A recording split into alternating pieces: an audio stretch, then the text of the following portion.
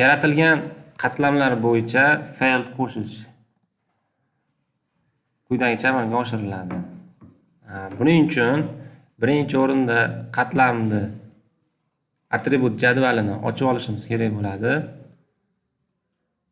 Atribut jadvalida demak mana nomi, turi, maydoni kabi ustunlarimiz bor.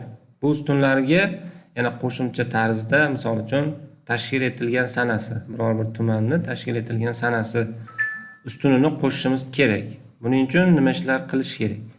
Birinchi navbatda editor nofaol holatda turishi kerak. Shundagina fail qo'shish aktiv holatda turadi.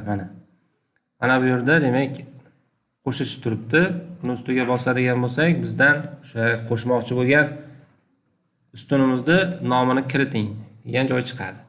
Bu joyga yozamiz tashkil.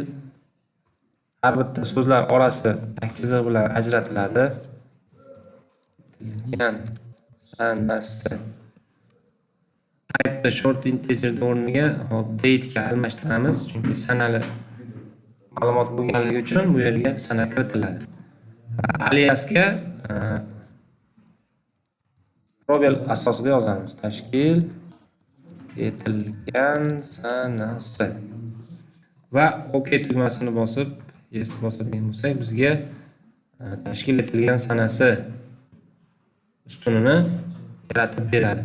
Endi mabodo mavjud bo'lgan ustunlar ichida qaysi biri keraksiz bo'ladigan bo'lsa, ana shuni demak nomini ustiga bosib belgilab turib, uni sichqonchaning o'ng tomonini bosish yordamida delete failed orqali o'chirib tashlashimiz mumkin bo'ladi.